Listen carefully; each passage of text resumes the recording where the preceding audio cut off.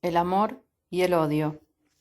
Aquel atardecer del 9 de diciembre del 2015, desde el helicóptero que me traía de Olivos, pudimos ver una marea humana. Decían que había más de 500.000 de personas. Me acompañaban Máximo, su entonces pareja Rocío, y mi nieto Néstor Iván. Me llamó la atención ver la cantidad de autos estacionados desordenadamente detrás de la casa de gobierno, porque siempre cuando había actos en la Plaza de Mayo, ese lugar estaba ocupado por filas y filas de colectivos que normalmente utilizaban militantes y organizaciones para sus desplazamientos en las manifestaciones. Cuando ingresé a mi despacho en La Rosada, me esperaba Eduardo, Guado de Pedro, secretario general de la presidencia, y me dice, es increíble la cantidad de gente que llega sola a la plaza sin estar encuadrada en ninguna orga. Ahí me cayó la ficha de lo que había visto unos minutos antes desde el helicóptero. Ese día los protagonistas eran los ciudadanos y ciudadanas que llegaron a pie o en sus autos estacionándolos como habían podido, subidos a las veredas sobre el bulevar de Paseo Colón. Iban con sus mochilas de trabajo, solos o con sus parejas y sus hijos, grandes o chicos, con banderas argentinas y sin ella, miles de hombres y mujeres de a pie, que brotaban los recuerdos por la avenida de Mayo y por las diagonales, y los jóvenes miles y miles de los que habían vuelto a creer o se habían incorporado con nosotros a la política. Fue una plaza única, imborrable. Tardarían varias horas en desconcentrarse como si nunca hubieran querido irse de ahí. No solo a ellos les hablé en mi último discurso como presidenta, también les hablé a los que habían votado a Mauricio Macri, porque les había prometido que no iban a perder nada de lo que ya tenían y que solo querían cambiar lo que estaba mal. ¿Hay alguien acaso que pueda sustraerse a semejante promesa? Bueno, los resultados del balotaje demuestran que casi la mitad del pueblo argentino no le creyó, pero la mayoría necesaria para ganar en la segunda vuelta sí lo hizo. Aquel del 9 de diciembre no fue un discurso que hubiera escrito. En realidad nunca escribí mis discursos y solo las extensas exposiciones ante la Asamblea Legislativa del 1 de marzo de cada año, donde debía darme un orden de temas, tenía un apunte para guiarme en la gran cantidad de datos, cifras y números precisos que debían transmitir y que rendían cuenta de todas las acciones de mi administración del Estado. Sí, en cambio, le escribía los discursos a Néstor, desde aquel que pronunció el 10 de diciembre de 1991 en el viejo Cine Teatro de Carreras de Río Gallegos, al asumir como gobernador de Santa Cruz, conmigo sentada en la primer banca como diputada provincial, hasta el 25 de mayo del 2003, cuando juró como presidente de los argentinos, y yo, esta vez, lo miraba y escuchaba desde mi banca como senadora nacional. El último fue el que pronunció el 1 de marzo de 2007, frente a su última asamblea legislativa como titular del Poder Ejecutivo. Yo también estaba ahí, como siempre, acompañándolo todavía como senadora. ¡Cuánto tiempo! Dios mío, cuánta vida. Pero aquel 9 de diciembre del 2015 solo fue necesario sentir y ver al pueblo en la Plaza de Mayo para decirles que había escuchado el mensaje de plazas como esa, que los escuchaba ese día y que prometía escucharlos siempre. Sin embargo, aquel fue un acto distinto a todos. Había sentido como que flotaba entre la multitud, a diferencia de otros encuentros en esa misma plaza en la que había hablado más de una vez. El palco que habían armado era muy pequeño y más abajo y más bajo que en otras oportunidades. Estaba yo sola en una superficie muy reducida, que además parecía metida entre la gente, o por lo menos así lo sentía yo. Podía mirar las caras y ver los ojos. Siempre tuve la obsesión de hablar mirando a los ojos de los otros. Me parece que ahí se construye un lenguaje diferente. Les dije que si después de los 12 años y medio de nuestro gobierno, con todos los medios de comunicación hegemónicos en contra, con las principales corporaciones económicas y financieras nacionales e internacionales en contra, que si después de 12 años y medio de persecuciones y hostigamientos permanentes de los que yo denominé como partido judicial, golpes destituyentes, corridas cambiarias, difamaciones y calumnias, que si aún así podíamos estar dándole cuentas al pueblo en la plaza de lo que habíamos hecho, estaba segura de que el nuevo gobierno, que tenía todo eso a favor y no en contra, iba a poder hacer las cosas mucho mejor que nosotros. La verdad es que eso me salió de las tripas. Era tan claro, las mismas corporaciones económicas, financieras y mediáticas que habían estado total y activamente en contra de nuestro gobierno, incluso convocando y organizando protestas, habían apoyado sin disimulo a Mauricio Macri en el proceso electoral. Les dije que también esperaba que todos los argentinos y argentinas pudieran seguir gozando de las conquistas sociales, del progreso económico, de los logros que tuvieron los trabajadores, los comerciantes, los empresarios, los artistas, los científicos y los intelectuales, en una Argentina que dejábamos con el 5,9% de desocupación, una de las más bajas de la historia. Eso lo dije no solo por considerarlo un logro de nuestro gobierno, sino porque con Néstor sabíamos que el pleno empleo era reaseguro de redistribución progresiva del ingreso nacional. Agregué que además de que se hicieran muchas más escuelas, más hospitales, más universidades y facultades, que hubieran más estudiantes, más laboratorios, más vacunas, más comercios, más empresas, que dieran trabajo a todos los argentinos, fue mi manera de enumerar logros y conquistas sin mencionar cifras de todas y cada una de esas cosas, porque hubiera terminado mi discurso a la madrugada, ya convertida en calabaza. Que además de todo eso, le dije que aspiraban a que tuviéramos la misma libertad de expresión que se había tenido en los 12 años y medio de nuestro gobierno, porque sinceramente esperaba una Argentina sin censura, sin represión, una Argentina más libre que nunca. Les dije que eso no era una concesión, sino que era un derecho del pueblo a expresarse a favor y en contra de cada gobierno, porque esa es la esencia de la democracia. Ahora que estoy escribiendo sobre lo que dije aquella tarde y veo lo que la Alianza Cambiemos ha hecho, censurado y encarcelado a dueños de medios de comunicación, opositores, provocando el despido masivo de periodistas y trabajadores de esa actividad, incluidos los de la agencia oficial de noticias Telam, y el ahogamiento financiero y las amenazas judiciales a diarios opositores como Página 12 y sus dueños. No puedo dejar de pensar en aquellos que en ese sector clave de la democracia, que es la labor periodística, les creyeron con sinceridad y colaboraron para que Mauricio Macri fuera presidente. Qué cosa, ¿no? Aquella tarde sostuve que necesitábamos que los poderes del Estado se democratizaran, sirvieran a los ciudadanos y se prolongara el periodo democrático que acabamos de vivir. Porque desde que se había instalado la ley Sáenz Peña del sufragio universal, secreto y obligatorio en 1912, nunca había habido un periodo histórico que en forma continua y sin interrupciones hubiera asumido un cuarto gobierno luego de 3 gobiernos constitucionales que lo precedieron. Más aún cuando esos gobiernos se inscribían en la tradición nacional, popular y democrática. No lo habían podido lograr con Irigoyen ni Perón. Recuerdo todavía el rugido de la plaza. La palabra que más escuché fue gracias. Alcancé a ver a muchísimos nenes, iguales a mi nieto Néstor Iván, que subidos a los hombros de sus padres, levantaban los brazos como si hubieran querido abrazarme, y a una ola de cuerpos de jóvenes que no paraban de bailar. Pude observar cómo muchos de ellos lloraban. En ese momento creí que aquellas lágrimas eran el producto de la emoción en una mezcla de despedida y de compromiso hacia el futuro. Eso fue lo que pensé. Ahora, después de ver lo que está haciendo Mauricio Macri con nuestro país, me pregunto, ¿esas lágrimas fueron premonitorias o acaso estaban en el inconsciente colectivo sobre lo que vendría? ¿Qué sé yo? Les dije que nosotros íbamos a entregar el gobierno como correspondía a nuestras convicciones democráticas y que nos hubiera gustado haberlo hecho en el Congreso, que desde 1989 había sido primero legisladora provincial y a partir de 1995 legisladora nacional hasta ser electa presidenta, que por eso me hubiera gustado entregar los atributos del mando ante la Asamblea Legislativa, que es el máximo organismo popular y federal de nuestro país, pero que no podía salir de mi asombro, ya que había soportado tantas medidas cautelares durante mi gobierno, como contra la ley de medios, que me costaba, sinceramente, ver en democracia un presidente provisional ungido por una sentencia judicial, luego de que el pueblo argentino había concurrido 3 veces a elecciones presidenciales. Les confesé que me había dolido porque ningún argentino se lo merecía.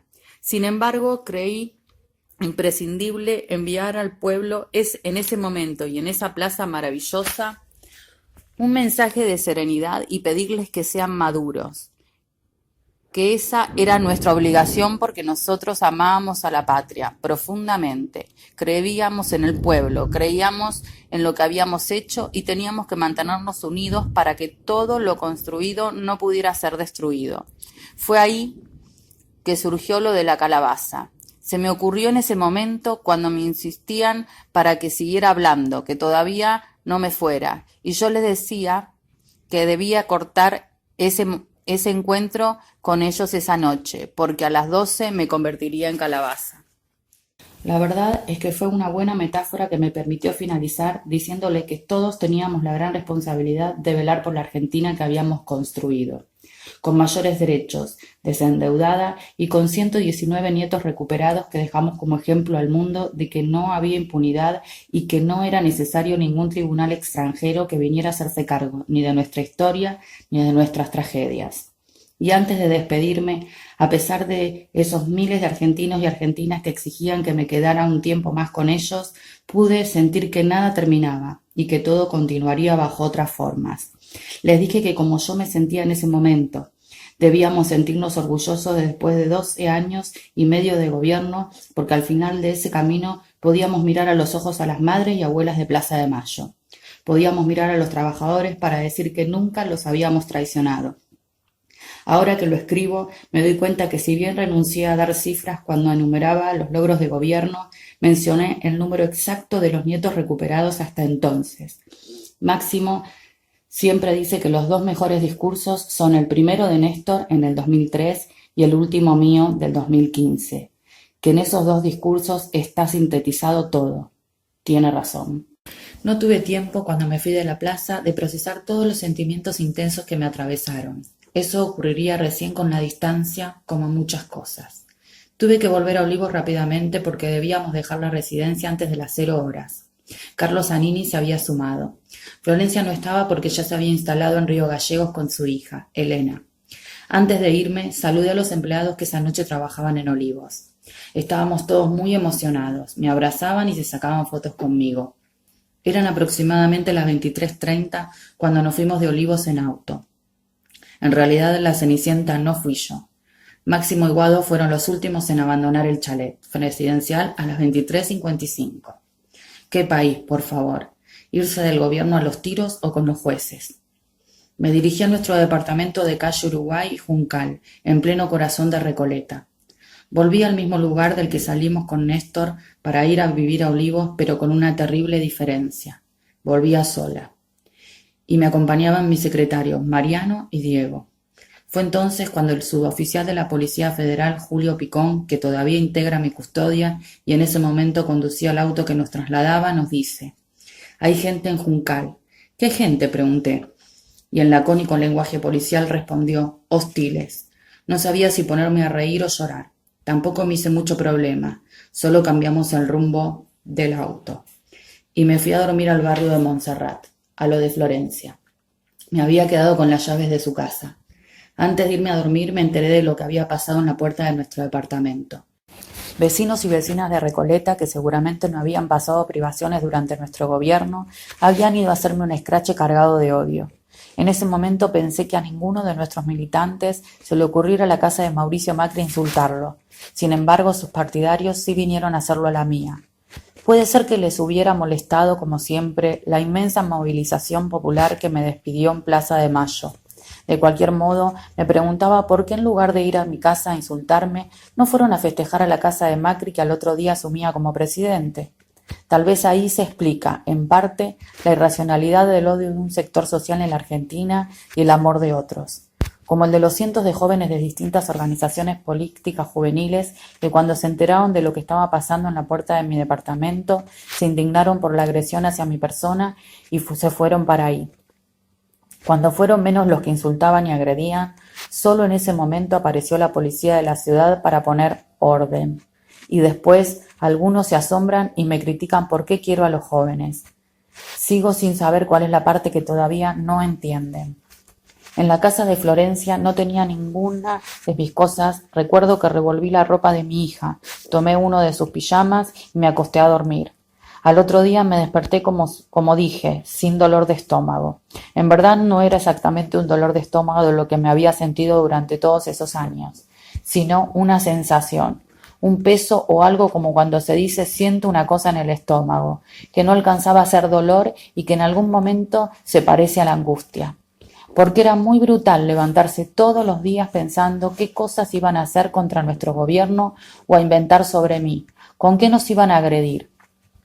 Es que no solo tuve que soportar el peso de lo real, la crisis con las patronales agropecuarias de la 125, la caída de los Lehman Brothers y la crisis de los subprimes de 2008, la más grande de la historia junto con la Gran Depresión de 1930, el acoso de los fondos buitres, tener enfrente una oposición que en el año 2010 nos dejó sin aprobar el presupuesto nacional, haber soportado 5 corridas cambiarias sin tomar la decisión de acudir al Fondo Monetario Internacional, FMI, o a los cacerolazos de protesta porque no se entendió la necesidad de regularización cambiaria que la prensa estigmatizó con el nombre de cepo, sino que además de todo eso padecía el invento permanente sobre mi salud y mis estados de ánimo, la sospecha constante sobre mi honestidad en el uso de los recursos del Estado, las mentiras sobre mis hijos o la infamia de que Néstor no había muerto. Así que sí, el 10 de diciembre del 2015, cuando me desperté en la casa de Florencia, ya no tenía dolor de estómago. Unas horas después estaba volando al sur. Tenía que viajar a Río Gallegos para la asunción como gobernadora de Alicia Kirchner, que se llevaría a cabo durante la tarde. Fuimos con Máximo y después acompañamos a Alicia a la residencia de la gobernación. Ella no recordaba que el día que Néstor había asumido como gobernador en 1991, cuando conoció esa misma casona y cómo le gustan mucho las cosas antiguas, dijo que le encantaría vivir ahí alguna vez. Así que allí estábamos las dos. Yo volviendo a un lugar que amaba y ella entrando a la misma casa en la que una vez había deseado vivir. No quiero olvidarme, por esos mecanismos de defensa mental innatos de la condición humana, de lo importante que fue entrar a esa residencia de Santa Cruz de la cual había salido 12 años y medio antes, acompañándolo a Néstor para asumir como presidente, y a la que ahora volvía sin él, esa casa que amé y aún amo. Todavía recuerdo la última vez que estuve ahí. Ya habíamos embalado nuestras cosas y fui a nuestra habitación, la que habíamos ocupado durante casi 12 años. Solo quedaban un sillón, las mesas de luz y el espejo con el tocador, que pertenecían al mobiliario de la residencia. Cuando la vi, así casi vacía, me puse a llorar. Allí era donde Florencia había crecido y Máximo transcurrido toda su escuela secundaria hasta que se fue a vivir a Buenos Aires para estudiar. La verdad es que en Olivos nunca me sentí como en esa residencia de Río Gallegos, que es mucho más linda que el chalet presidencial. Más grande, más funcional, una casona muy vieja, construida hacía muchos años como se hacía en el sur. Con paredes gruesas, habitaciones amplias, un comedor gigante, una sala de música con un gran piano de cola que Alicia aún conserva, un cómodo escritorio y un living inmenso, pasillos anchos y un hermoso quincho. Sí, volví a un lugar querido. Habíamos entrado con Néstor ahí cuando Florencia tenía 1 año y 5 meses y recién empezaba a caminar. Era la primera vez y hasta ahora la única en que un bebé vivía en la residencia. Comía en la cocina junto a su niñera y a los empleados que le festejaban todas las gracias y monerías que hacía desde su sillita en la cabecera de la mesa. Con Néstor y Máximo lo hacíamos al lado, en un pequeño comedor diario que aún está, aunque más lindo y mejorado. Sí, me sentí muy bien cuando volví a Santa Cruz. Volví a esa casa, a ese lugar que sentía como propio, y de alguna manera sentía que él estaba conmigo. Habíamos sido muy felices ahí. Si me preguntan dónde fui más feliz, diría sin duda que en la residencia de la Gobernación de Santa Cruz, tanto de Río Gallegos como de El Calafate, donde también hay una. Aunque dicen que uno no extraña ni le gustan los lugares, sino los recuerdos de los momentos allí vividos. Algo de eso debe haber. En la residencia del Calafate pasamos las primeras vacaciones después de que Néstor asumiera como gobernador. Era tal el descalabro de la provincia que no podíamos salir de Santa Cruz. En realidad, como poder podíamos, pero no debíamos hacerlo. Ahora que lo escribo me doy cuenta que Néstor tenía un karma, Cada vez que le tocó asumir como intendente, gobernador o presidente, siempre fue en el marco de crisis económicas, políticas y sociales. En 1991, en la provincia no se podían pagar los sueldos. Se endeudaban aguinaldos, más de 1.000 millones de proveedores. En fin, un desastre. Sin embargo, cuando renunció para asumir como presidente, la provincia contaba con un fondo contracíclico de más de 500 millones de dólares, el índice de desocupación más bajo del país, los mejores sueldos de docentes y empleados públicos, y una obra pública ejecutada de miles de viviendas sociales, escuelas, modernos hospitales, rutas y 2 obras estructurales como el Aeropuerto Internacional del Calafate, que permitió disparar el turismo, y el puerto de aguas profundas de Caleta Olivia, para reconvertir la zona norte de Santa Cruz. Vientos del Sur. Así que en el verano del 2016 me instalé en Santa Cruz. Disfruté estar con mi hija y con mi nieta Elena, que me acompañaron durante enero y febrero. Veía casi todos los días a Néstor Iván y a Máximo, que a partir de marzo empezó a viajar regularmente a Buenos Aires porque ya era diputado nacional. Repartía mi tiempo entre Río Gallegos y el Calafate. Visitaba con mucha frecuencia a Alicia, y lo hacía en la residencia, no en la gobernación, porque aunque solíamos intercambiar ideas sobre los problemas, no quería que a nadie se le cruzara por la cabeza que yo podía tener incidencia en sus decisiones de gobierno. Pobre Alicia, todos los días tenía un frente de tormenta diferente. Sin embargo, lejos estaba de imaginar que en la peor de todas esas tormentas iba a estar yo, en esa misma casa que tanto amaba y que con nosotras, por si todo esto fuera poco, iba a estar mi nieta Elenita, y en Santa Cruz me había impuesto cierta disciplina para volver a hacer actividad física. Adelgacé mucho y supongo que mi silencio y lejanía estimularon a los medios a seguir diciendo estupideces. En esa oportunidad, del tipo, tiene novio, mi Dios, inventaron romances con viejos amigos como Jorge Topo, Devoto. Antes, durante mi segunda presidencia, lo habían hecho con el jefe de mi custodia. Pobre chico, todavía me acuerdo las bromas que todos le hacían al respecto. Qué increíble, qué vergüenza ajena. ¿Por qué una mujer siempre tiene que tener un hombre al lado? Es una concepción insoportable y la prueba de una sociedad machista, misógina y mediocre. Es algo que extraño mucho de Néstor, porque era el tipo más compañero y menos machista que conocí en mi vida. No me corrijo, no era machista en absoluto, aunque las feministas sostengan, no sin algo de razón, que esos hombres no existen. Sin embargo, el tiempo es el elemento fundamental para no equivocarse en los análisis. Esto de los medios de comunicación, inventándome amantes o novios, no tiene que ver solo con la misoginia, sino también, y fundamentalmente, con la ideología política. Me di cuenta de eso recién después de 2 años de haber dejado el gobierno. Sucede que la figura central de Cambiemos es la gobernadora de la provincia de Buenos Aires, María Eugenia Vidal, una mujer muy joven de 45 años y divorciada, que gobierna la provincia más importante del país y a la que no pocos le asignan aptitud presidencial. Sin embargo, nunca ningún medio o periodista menciona romance ni noviazgo alguno. Todo lo contrario, la presentan como una mujer casi virginal, angelical, una suerte de hada buena. Y ya se sabe, las vírgenes y las hadas no tienen novio y los ángeles ni siquiera sexo. Del otro lado aparezco yo, una mujer de 66 años, viuda y abuela. Por supuesto, los medios publican que tengo amantes, novios, romances y de todo lo que se les ocurra. Ahora, yo me pregunto, si los que inventan sobre mí fuera solo producto de un planteo machista, ¿por qué no se lo elucubran lo mismo sobre Vidal? Si por su edad y su estado civil sería muchísimo más lógico, sería casi biológico que tuviera relaciones sentimentales. La respuesta es muy sencilla. Se construye un estereotipo como sentido común, en el que las peronistas o populistas somos todas locas y putas, y las liberales son todas buenas y puras. Es muy claro y muy burdo, pero lamentablemente eficaz.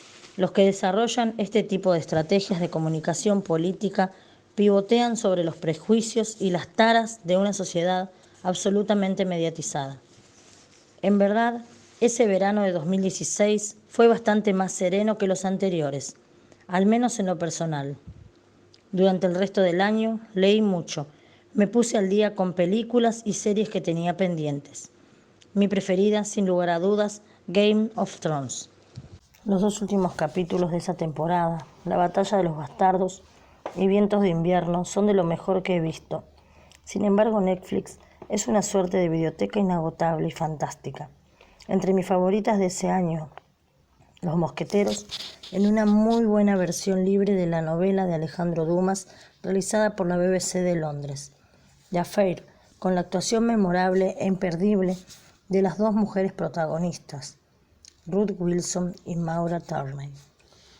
Sense 8, de las hermanas Lily y Lana Wachowski, que sinceramente es imposible de definir, pero verla es imprescindible para aquel al que le guste lo diferente y creativo. El documental de Noam Chomsky, Requiem por un sueño americano, que no necesita presentación ni explicación. Y lo mejor de Netflix, Downton Abbey, un fresco increíble sobre la aristocracia inglesa rural de principios del siglo XX. La actuación y los diálogos de Maggie Smith sencillamente magistrales. Y si bien me visitaron varios dirigentes, tanto en Río Gallegos como en el Calafate, no hubo cuestiones relevantes para señalar. Había decidido abstraerme totalmente. Desde muy joven tengo un notable poder de concentración, ya que puedo estar en medio de una reunión o con una radio a todo volumen y sin embargo estudiar o leer sin distraerme ni por un segundo. Y sí, me abstraje completamente.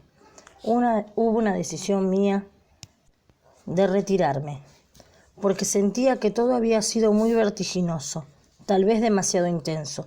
Necesitábamos todos descansar, yo de los argentinos y los argentinos de mí, porque gobernar este país, mamita, y ya que estamos hablando de intensidad, debo admitir que la cuestión de las cadenas nacionales fue todo un tema.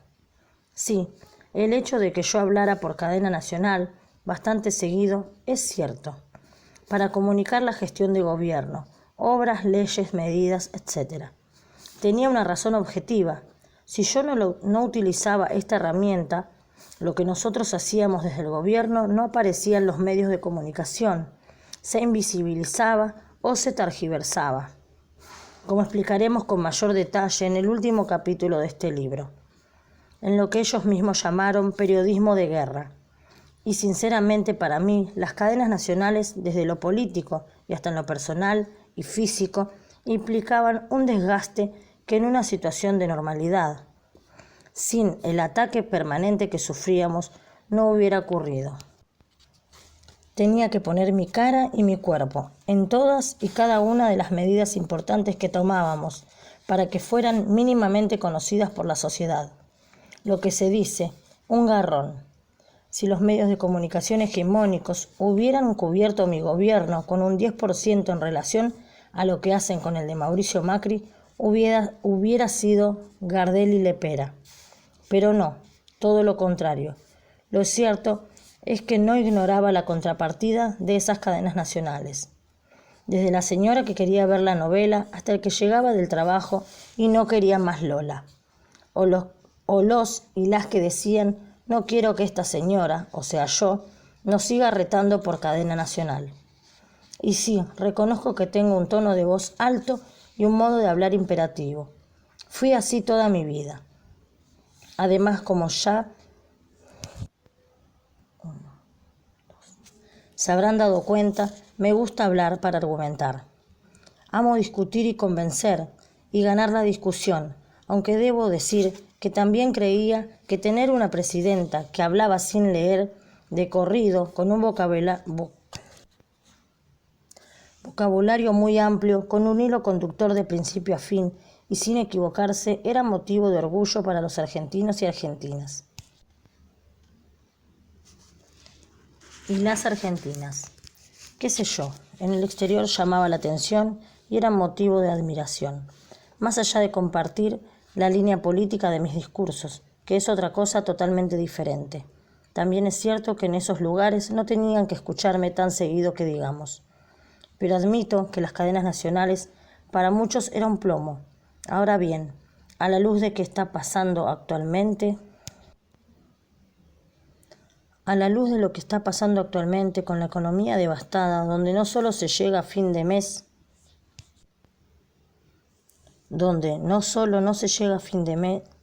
sino que muchos no pueden comer y se producen escenas de gente peleando las trompadas y empujones en un supermercado por llevarse la última oferta de milanesas o el agolpamiento violento de miles de personas en un lugar donde se necesitan 10 empleados para tareas de limpieza.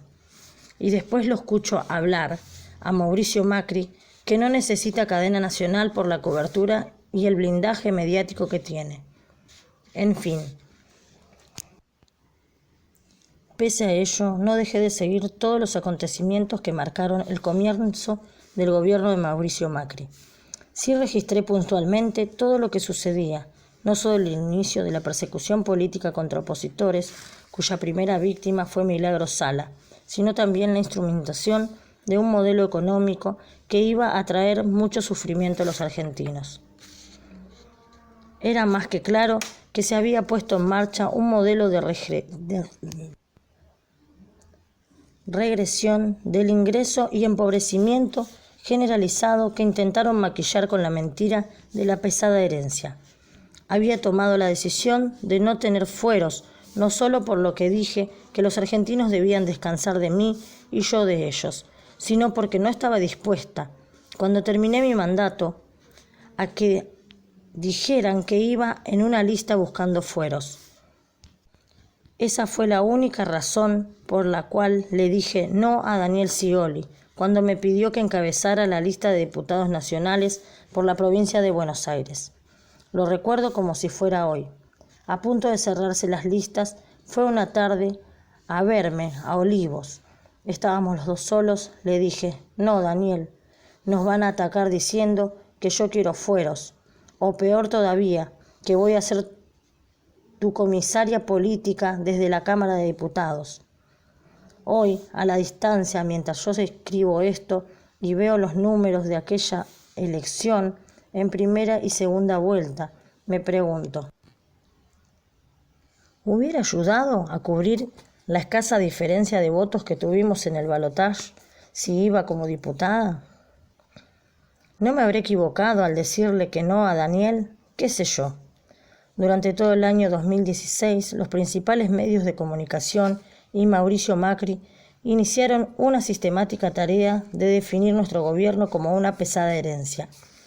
Con ese argumento se pretendió justificar las políticas decididamente antinacionales, impopulares y regresivas que el gobierno de Cambiemos descargó implacablemente sobre el pueblo argentino. Dijeron que esas políticas eran los correctivos necesarios. ¿Cuáles feos remedios? Para una década que, según el establishment económico que el nuevo gobierno representaba, había sido de despilfarro. Ahora, cuando escribo estas líneas en medio de una catástrofe económica, social y social, resultado de las políticas aplicadas durante los 3 años de gestión de Cambiemos, desde la prensa oficialista y los economistas que apoyaron todas y cada una de las medidas de este gobierno, dicen que el problema es Macri. No explicó en qué situación había recibido el país. Es increíble, si durante todo el 2016 estuvieron machacando y picando la cabeza de la gente con ese invento de la pesada herencia. Hasta editaron informes y no hubo programa de televisión, diario o portal donde no se hablará de eso. Es más, Mauricio Macri le dedicó la totalidad del mensaje ante la Asamblea Legislativa del 1 de marzo del 2016 a este tema y presentó el libelo conocido con el nombre de el Estado del Estado. Por favor, que no nos tomen más el pelo. A veces pienso que sin la complicidad de los medios de comunicación, este gobierno no existiría. Al mismo tiempo que se iniciaba el relato de la pesada herencia, comenzaba una feroz persecución judicial en contra mía y de mi familia, especialmente contra mis hijos. Se operaba mediática, política y judicialmente sobre muchos dirigentes de nuestro partido, para mostrar que había un peronismo que se alejaba de lo que ellos denominaban kirchnerismo. A la distancia entendí que la difusión de los datos falsos en los medios hegemónicos, oficialistas y la judicialización de ciertas decisiones de gobierno, como en el memorándum de entendimiento con Irán, o la necesidad de haber implementado el dólar futuro para administrar la flotación del tipo de cambio, se transformaron en un método de persecución que iba más allá de los estrados judiciales. El nuevo gobierno necesitaba alimentar la caldera de mentiras y de odio, como una prolongación de la campaña electoral permanente. La desdicha muerte del fiscal Alberto Nisman fue usada una y otra vez con ese objetivo. Tardaría mucho más tiempo todavía en darme cuenta que todo esto no era solo contra los K. Estábamos y estamos frente a una campaña de ataque y demonización a escala regional contra las figuras que habíamos liderado los procesos nacionales, populares y democráticos en América del Sur durante la última década y que con nuestras políticas habíamos cambiado favorablemente las condiciones de vida de millones de hombres y mujeres. El posterior encarcelamiento de Lula en 2018 y la orden de detención contra Rafael Correa en el mismo año son testimonios irrefutables. A fines de febrero, el juez Claudio Bonadío me citó a indagatoria para el 13 de abril de 2016, en la causa que investigaba la venta de dólar futuro, una medida que no solo es potestad exclusiva del Banco Central, ya que no depende del Poder Ejecutivo, sino que además y fundamentalmente que se trata de una estricta decisión de política económica y por lo tanto no es judicializable. Sin embargo, no solo me cita a mí, sino también al exministro de Economía, Axel Kicillof, y a otros funcionarios. Al mismo tiempo aparecían publicaciones en las que se llegó a decir que yo había sido capaz de robar cuadros de la Casa de Gobierno, y con la misma liviandad agregar que estaba acusada en por lo menos 50 causas, que por supuesto nunca se identificaban, pero cuya cantidad causaba impresión. Aunque a continuación en la bajada de las notas se admitiera que solo 7 de ellas estaban siendo investigadas y en las que además no tenían responsabilidad última. La catarata de acusaciones, en general, no se referían a los miles de programas y obras realizadas, sino a escenarios construidos en torno al patrimonio de mi familia, que, como funcionaria, había explicado una y otra vez en todas y cada una de mis declaraciones juradas. Desde 1989 fui diputada provincial, convencional, constituyente, nacional en 1994. Legisladora nacional por Santa Cruz desde 1995, 2 veces senadora nacional por la provincia de Santa Cruz, senadora por la provincia de Buenos Aires y electa y reelecta presidenta de la Nación desde 2007, o sea, durante más de 20 años había presentado rigurosamente como marca la ley, la evolución de mi patrimonio personal y familiar, sin objeciones, lo que tornaba aún más increíble e injusta la persecución judicial a mí y a mis hijos, sobre todo porque todas las denuncias, absolutamente todas, se basaban en los bienes y datos de mis propias declaraciones juradas, que además eran públicas. A diferencia de otros dirigentes políticos, empezando por el propio presidente Macri, a los que le han encontrado fondos y bienes no declarados.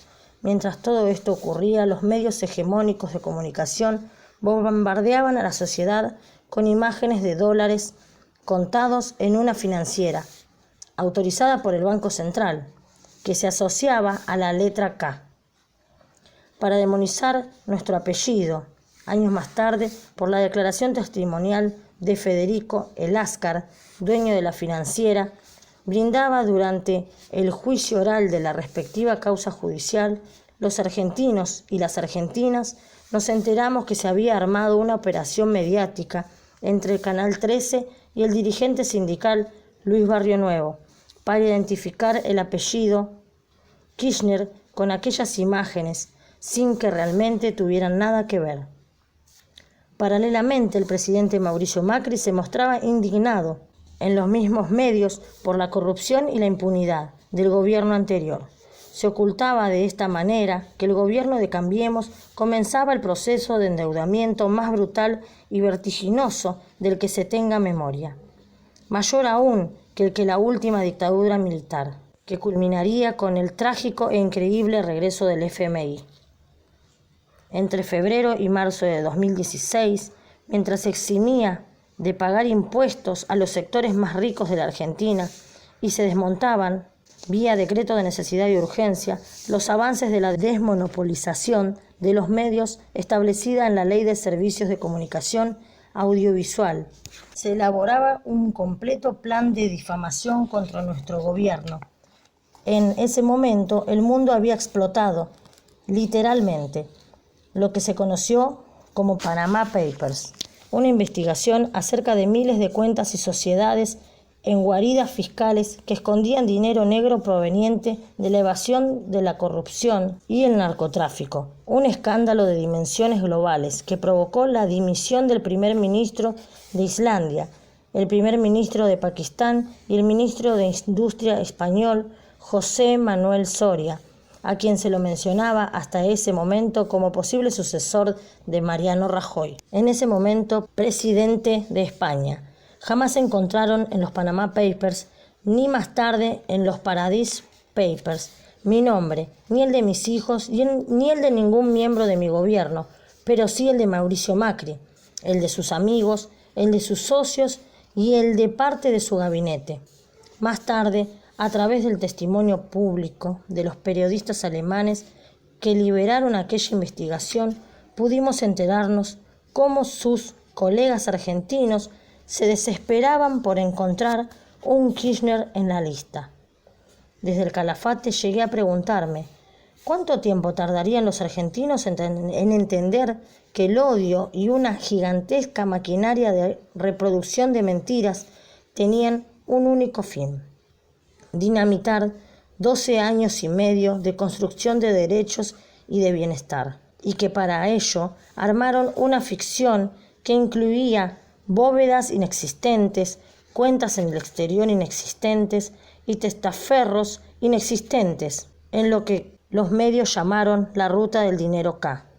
Se llegó incluso al ridículo de enviar a la provincia de Santa Cruz, en medio de un gigantesco operativo de prensa, al infaltable fiscal Guillermo Marijuán, convenientemente acompañado por varios canales de televisión, para dirigir un ejército de retroexcavadoras que buscaban un supuesto dinero oculto en el medio de la nada. Perón solía decir que se vuelve de cualquier lugar, menos del ridículo. Lo que sí se empezaba a verse claramente eran las políticas económicas del nuevo gobierno afectaban y desordenaban la vida y los bienes de millones de argentinos. Allí comencé a pensar también que el objetivo no era solo demonizar y terminar con lo que ahora llamaban populismo, para definir los años de nuestro gobierno desde 2003, sino que en verdad se intentaba, una vez más, el viejo sueño de la élite más rica de la Argentina, el de arrasar y extirpar cualquier vestigio del peronismo. Lluvia de abril. Mi regreso a Buenos Aires estuvo marcado por estos signos, porque la historia parece volver a repetirse no solo con el mismo amor, la misma lluvia, como dice el tango por la vuelta, sino en sus vicios más oscuros, perseguir dirigentes opositores bajo la acusación de corrupción. La noche del 12 de abril de 2016, cuando llegué desde el Calafate por la citación indagatoria de Bonadío, llovía torrencialmente. En Aeroparque me aguardaban una multitud de jóvenes. Tuve que traspasar un cordón de seguridad para poder acercarme a la gente que había autoconvocado y a las agrupaciones que esperaban. Había un cerco policial que no pudo impedir que se acercaran a tomarse fotos conmigo y saludarme, incluso los empleados del aeropuerto. La verdad es que nunca me habían dejado sola. Esa noche dormí en mi departamento de Recoleta. Preparé junto a mi abogado Carlos Alberto Beraldi la presentación judicial que había que hacer en el juzgado de Bonadío por la causa del dólar futuro. El 13 de abril llegué temprano a la audiencia. Me acompañaron Oscar Parrile, Eugenio Zaffaroni y mi abogado. Me emocionó el ascensorista, un hombre mayor que me dijo: «Por favor vuelva, que no quiero ser pobre otra vez». En el pasillo del cuarto piso también me esperaban muchos empleados para saludarme con afecto y sacarse fotos. En el juzgado, Bonadío solo se asomó por una puerta y se quedó parado detrás mío. Todos esperaban incómodos, la secretaria y el fiscal, Eduardo Tayano. La funcionaria judicial me leyó la acusación y después tipió mi declaración. Bonadío me acusaba de liderar una asociación ilícita conformada con mi ex ministro de Economía, Axel Kicillof, el expresidente del Banco Central, Alejandro Vanoli, y otros funcionarios, para provocar una pérdida a las arcas del Estado de cerca de 1.000 millones de pesos.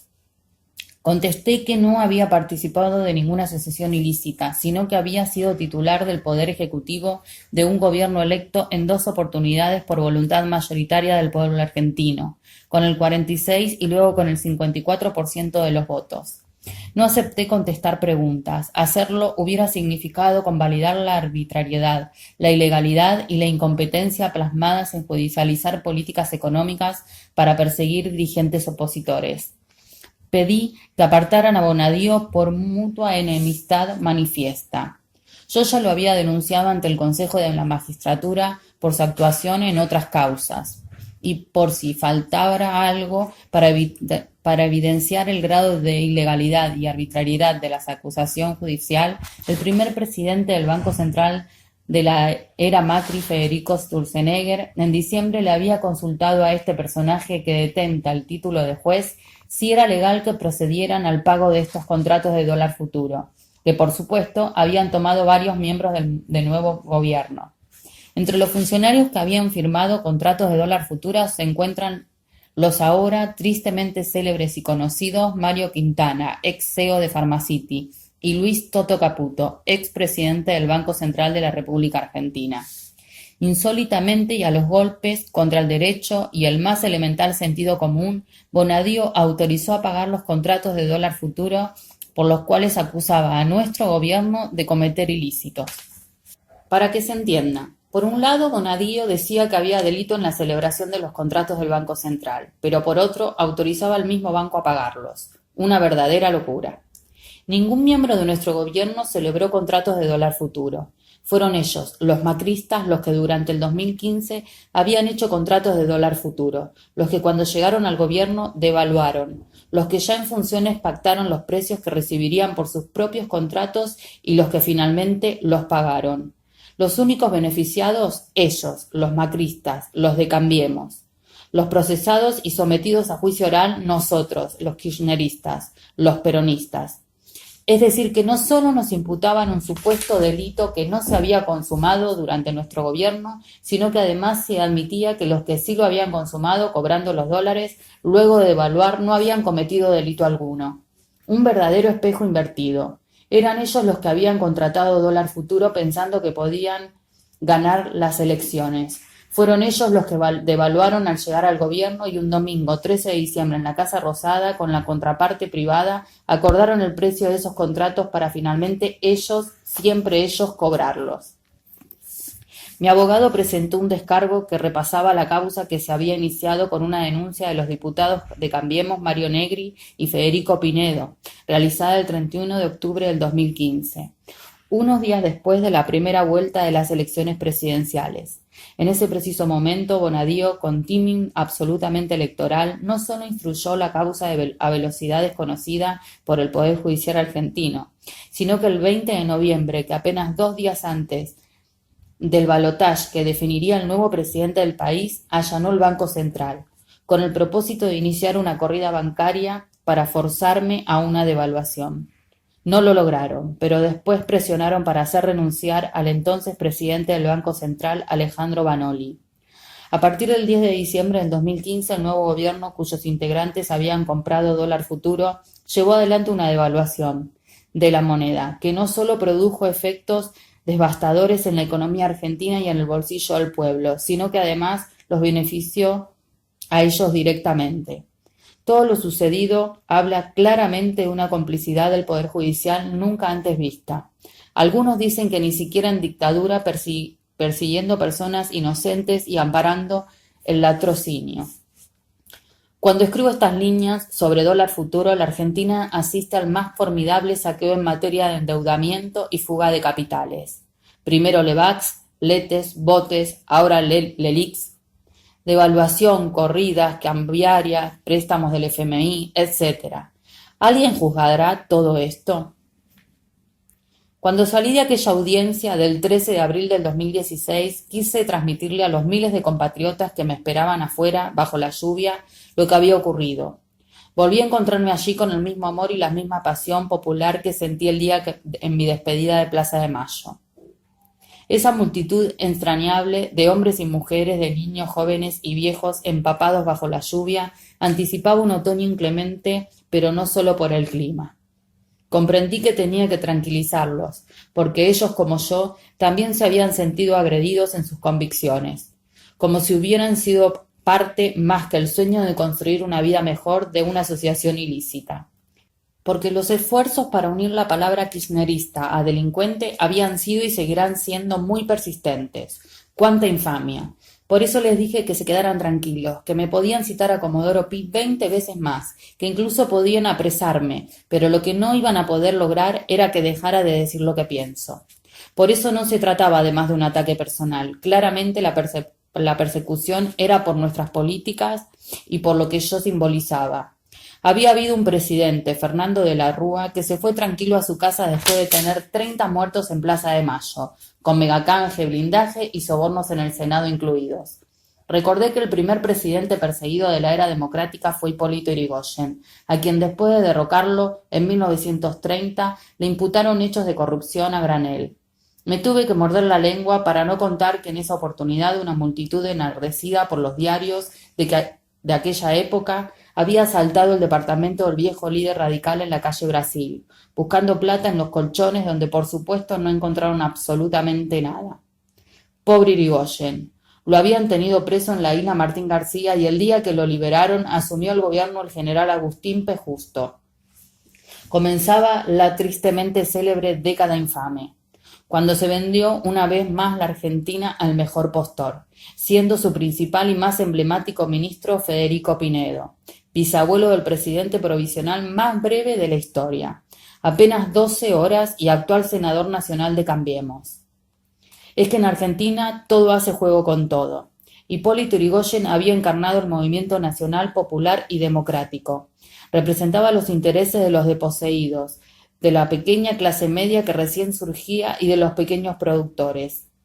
Lo derrocaron por lo que representaba, y es que los dirigentes en definitiva no somos los que cambiamos la historia. Los que lo hacen son siempre los pueblos, y son algunos o algunas los que en un momento dado se hacen cargo de esos cambios para llevarlos adelante como bandera. Juan Domingo y Eva Perón también construyeron historia con los derechos adquiridos, con la transformación social y también fueron perseguidos. Eva odiada, Perón obligado al exilio y todo el gobierno peronista acusado de corrupción. En el escrito que presenté ese día ante Bonadío, expresé mi convicción de que el plan económico del nuevo gobierno era un plan de ajuste y miseria generalizada, que requería una vez más de la difamación y la calumnia para ser aceptados mansamente por los argentinos bajo el mismo pretexto que los dirigentes que defendieron y defienden los intereses nacionales y populares son corruptos sin remedio. O peor aún, una asociación ilícita por la cual el gobierno de Mauricio Macri, con la colaboración imprescindible del Poder Judicial, intentaba plantar una causa penal que me privase de la libertad. Recordé entonces que todos los golpes militares, tanto el de 1930 como el de 1955 o el de 1976, fueron convalidados por el Poder Judicial. Ahora que escribo recordando mi discurso de aquel día frente a Comodoro Pi, pienso que es cierto que la historia se repite. Aquella famosa acordada de la Corte Suprema de 1930 que convalidó el derrocamiento de Hipólito Yrigoyen y se convirtió como la doctrina de los gobiernos de facto, habilitando todos los posteriores golpes de Estado, tuvo el dictamen del entonces Procurador General de la Nación, Horacio Rodríguez Larreta, bisabuelo del actual jefe de gobierno de la Ciudad de Buenos Aires, por Cambiemos. Lo dicho anteriormente, hasta los personajes se repiten. La dictadura más sangrienta de nuestra historia, dije en ese momento, siguió idéntico camino respecto al gobierno constitucional que habían derrocado y también contra dirigentes que ni siquiera formaban parte de ese gobierno y que incluso eran fuertes opositores a él. De esa manera, impidiendo las elecciones nacionales presidenciales, que ya habían sido convocadas para noviembre de 1976. Truncaron el proceso democrático para iniciar una larga noche no solo por la represión del pueblo, sino también para quebrar a la Argentina industrial, donde la participación de los trabajadores en el PBI era de casi el 50%, y el endeudamiento externo era sumamente bajo y no implicaba condicionamiento alguno a la soberanía nacional. El 21 de octubre de 1977, la dictadura había creado la Comisión Nacional de Responsabilidad Patrimonial, CONAREPA, que incautó no solo propiedades y bienes correspondientes a los funcionarios del gobierno derrocado, sino también de empresarios, dirigentes políticos y sindicales, todos ellos detenidos exclusivamente por motivos políticos, pero bajo la pática siempre conveniente y mediática de la lucha contra la corrupción. Allí también habían contado con la participación del Poder Judicial, que avaló la barbarie del poder militar. Un ejemplo paradigmático había sido el caso del papel prensa. Todos los bienes del empresario David Graeber habían pasado a ser administrados por esa comisión bajo la mirada complaciente de los jueces de aquellos años. Por eso, como presidenta y por el valor histórico de los expedientes, registros, actuaciones y toda esa documentación infausta de la CONAREPA, decidí su traslado al Archivo Nacional de la Memoria, como ejemplo de un pasado que no queríamos repetir. Recordé en aquel discurso de Comodoro Pi cuál era el hilo conductor de cada uno de esos procesos supuestamente movilizadores. El que sacó a Yrigoyen por corrupto, el que fue contra Perón y contra Eva, y luego el 24 de marzo. ¿Eran movilizadores? No. Venían por los derechos y las conquistas logradas por millones de argentinos que habían mejorado su vida, impulsados por el movimiento nacional y popular que se había encarnado en distintas épocas, bajo distintas formas y con distintos nombres. Por eso yo era un obstáculo. ¿Cuántas veces se los dije como presidenta? ¿Cuántas, Dios mío? Sin embargo, una vez más la historia se repitió y el pasado volvió a atrapar a los argentinos. Endeudamiento, devaluación, despidos, persecuciones políticas, tarifazos en servicios públicos esenciales e indispensables, estampidas imparables de precios, comercios cerrados, industrias en crisis, censura y cercenamiento a la libertad de expresión. Son solo algunas de las calamidades que el nuevo gobierno ya había empezado a provocar. Esta verdadera tragedia se convirtió en comedia cuando los rostros de quienes se quieren presentar ante los argentinos como cruzados contra la corrupción son los mismos que durante los 80 y los 90 formaron parte de la patria contratista y su apellido estuvo indisolublemente ligado a los escándalos y negociados con el Estado. Sí, los Macri, los que ubicaron gerentes y directivos de sus empresas en puestos claves del gobierno, pasando por el contrabando de autos con sociedades offshore llevado a cabo por el actual presidente, quien fuera absuelto por la mayoría automática de la Corte Suprema menemista, causal de juicio político a miembros de aquel tribunal, o la estatización de la deuda de sus empresas, entre otros hechos de corrupción. Por eso, más allá de la efectividad de la estrategia de marketing electoral que estuvieron disociando a Mauricio del apellido Macri, lo cierto es que, como dijera Kirchner con prematura inteligencia, no se olviden que Mauricio es Macri. ¿No debería habernos llamado la atención entonces cuando ilustraron la primera plana de todos los medios de comunicación internacionales junto a otros dirigentes y mandatarios, los que sí renunciaron en forma inmediata, con cuentas y sociedades en guaridas fiscales que les fueran descubiertas y de las que nunca le contaron a los argentinos? Como dijimos antes, el Consorcio Internacional de Periodistas de Investigación, ISIG, presentó el caso Panama Papers en su página web bajo el significativo título de "Gigante fuga de registros financieros offshore, expone la matriz mundial de la delincuencia y corrupción". Sí, así como se lee, matriz mundial de la delincuencia y corrupción, que incluye al presidente Mauricio Macri y su familia, entre otros. En Argentina, el gobierno y sus medios hegemónicos lo minimizaron y trataron de invisibilizarlo, con el remanido recurso de denuncias y despliegue de mediáticas acciones judiciales sobre los opositores políticos. Y a diferencia de lo que había sucedido en el resto del mundo, ninguno de los miembros del gobierno de Cambiemos involucrados en ese escándalo internacional renunció. Esta metodología de distracción no solo es claramente visible en nuestro país, sino que se replica a escala regional como una matriz diseñada por expertos de otras latitudes.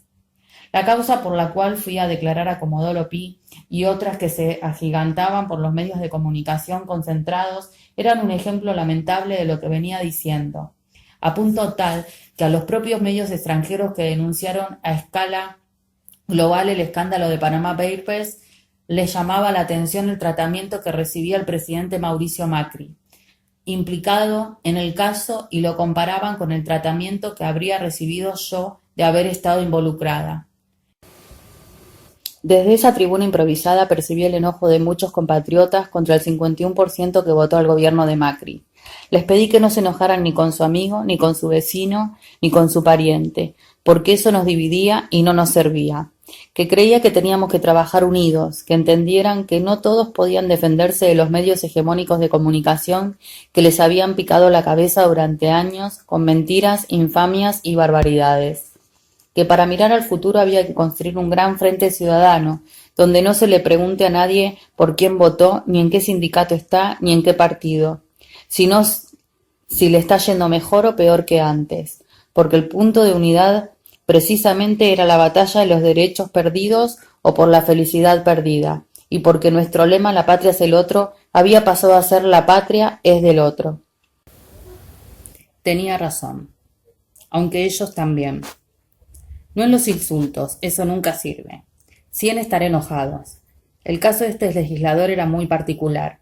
No era un dirigente como otros, que tuviera historia ni militancia propia en nuestro partido o en las fuerzas aliadas, que hubiera desempeñado una función o cargo electivo con anterioridad por mérito propio.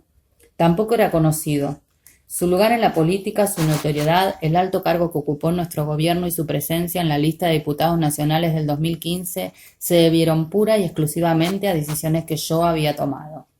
No tengo dudas de que esa fue la razón del enojo.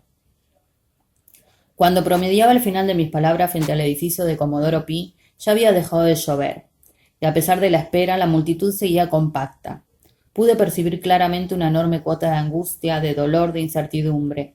Les prometí que iba a seguir batallando para que la gente volviera a ser feliz, para que vuelvan a sentir que la libertad no es un sueño imposible, que no quería ver a una dirigente social como Milagros Sala encarcelada sin que se supiera a ciencia cierta de qué se la acusaba, por qué se la juzgaba, porque eso atentaba contra los derechos y garantías de una democracia.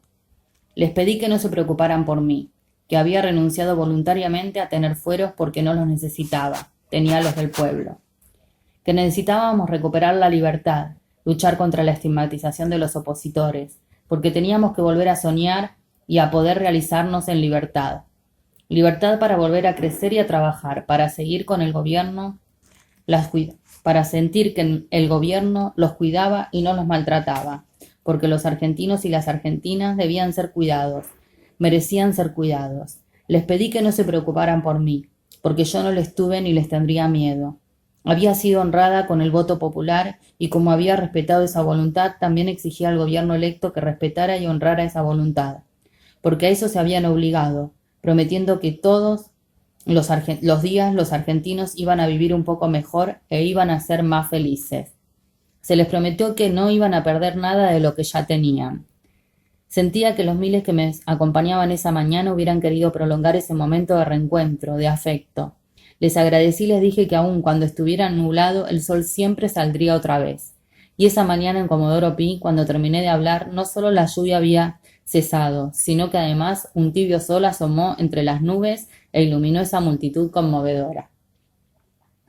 Había sido un discurso o la descripción anticipatoria de lo que ya algunos empezábamos a ver. Siempre sostuve que ser dirigente no es tener o ejercer un cargo, por más alto que éste sea, sino la capacidad de poder ver y anticipar lo que vendrá. Aunque debo reconocer que no siempre es posible anticipar la violencia política planificada, como la que me tocaría vivir con mi familia apenas un año después. El ataque. En abril del 2017, Florencia viajó con su hija a Río Gallegos para estar unos días conmigo en Santa Cruz. Alicia quería ver a la nena y me dijo que fuera a comer con ella. A eso de las 9 de la noche, por el portón principal de la residencia, ingresé en el auto de mi custodia con Elenita y América, su niñera. Florencia se había quedado en nuestra casa de la Ría, a unas 6 o 7 cuadras de allí. Había decidido encontrarse con amigas de la infancia. El auto se detuvo en el patio interior y la custodia aguardó estacionada afuera como siempre. Alicia me estaba esperando y nos sentamos a la mesa para cenar. No habían transcurrido ni siquiera 20 minutos de nuestra llegada cuando aparecieron en forma absolutamente sincronizada y organizada numerosos grupos de violentos manifestantes, con pancartas, palos, bombos, algunos encapuchados, y comenzaron a golpear el portón con gran agresividad. Insultaban y se notaba que sabían que yo estaba adentro. También golpeaban las rejas que rodean la casa y habían sido colocadas durante la gestión de Daniel Peralta como gobernador. Me avisaron que, ni bien ingresé a la residencia, dirigentes sindicales y políticos de la oposición provincial habían comenzado a incitar a la violencia por las redes sociales. Luego me enteraría que uno de ellos posteaba: hay que quemar toda la residencia con Cristina adentro. Alicia, que ya había sufrido otro ataque en el mismo lugar cuando era visitada por sus hijas, su yerno y su único nieto, se asustó mucho por la presencia de Elena. Es que en aquella oportunidad, también con mucha violencia, habían intentado quemar el portón de ingreso que está ubicado al lado del nicho de gas. Esa vez tuvieron que disimular lo que sucedía para que el nene no se asustara. Sin embargo, en esta ocasión, mi presencia actuó como un incentivo inesperado que agudizó exponencialmente el grado de violencia desplegado. No solo para continuar intentando forzar la renuncia de Alicia, cosa que el entonces diputado nacional de Cambiemos, Eduardo Costa, después de perder las elecciones como gobernador, venía fomentando insistentemente, sino que además se llevaban el premio mayor: la yegua estaba adentro. Nunca había sufrido un grado de violencia como el que desataron durante esa madrugada militantes y dirigentes de la oposición en Santa Cruz. Intentaron asaltar la vieja casa de Gregores, con ese nombre se la conoce el histórico lugar. La lluvia permanente de piedras contra techos y ventanas se prolongó durante horas rompiendo cristales. Adentro de la residencia solamente éramos 5 mujeres y una bebé: Alicia, las 2 empleadas, América, Elenita y yo. En ese momento mi nieta tenía poco más de año y medio, la misma edad que su madre, cuando en 1991 llegó con nosotros, siendo también una bebé, a esa residencia. Aproximadamente a las 2 de la mañana intentaron derribar la puerta principal de acceso directo al interior de la casa, que está entre el escritorio y el living. Tuvimos que armar una barricada utilizando sillones y mesas de la casa. Fernando Basanta, ministro de Gobierno, dirigía desde su despacho el operativo de la policía de la provincia, que siempre fue disuasivo y no de enfrentamiento con los manifestantes, que tuvieron durante horas totalmente rodeada la casa. Debo decir que su temple y nervios fueron los que impidieron un desastre. Recién a las 5 de la mañana, los manifestantes fueron dispersados después de horas de terror. Habíamos encerrado a Elenita y a la niñera en el viejo cuarto donde dormía Florencia cuando era pequeña. En los grandes medios hegemónicos nacionales, el hecho se quiso pintar como una pueblada contra Alicia y Cristina, o sea, contra los K.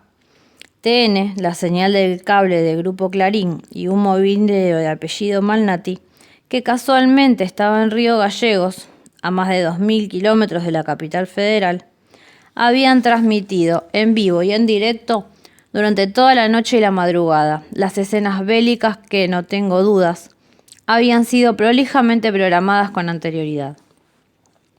Recién al otro día, cuando subí a YouTube el video que demostraba los destrozos y roturas de cristales, ventanas y puertas, las piedras y el estado en que quedó el lugar, se pudo ver claramente lo que había pasado, y no tuvieron más remedio que dar cuenta de lo inocultable de la realidad. Después de más de 12 horas de iniciado el feroz ataque sobre la residencia de la Gobernación de Santa Cruz, donde se encontraba la gobernadora de esa provincia y una expresidenta de la Nación, Mauricio Macri publicó un tuit repudiando los hechos. Siempre me pregunto, a la luz de aquellos terribles y violentos acontecimientos, ¿qué hubiera pasado si lo mismo hubiera sucedido durante mi presidencia y la casa atacada hubiera sido la de un gobernador de la oposición y con un expresidente de su fuerza política adentro? ¿Qué hubieran dicho los medios y los dirigentes de otros partidos?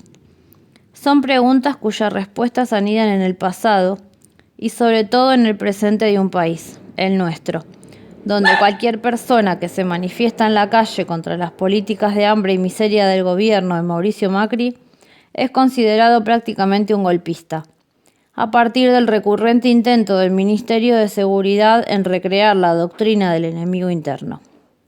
Desgraciadamente, nada nuevo bajo el sol y como un espejo invertido, la Argentina volvió a cambiar presente y futuro por el peor de los pasados.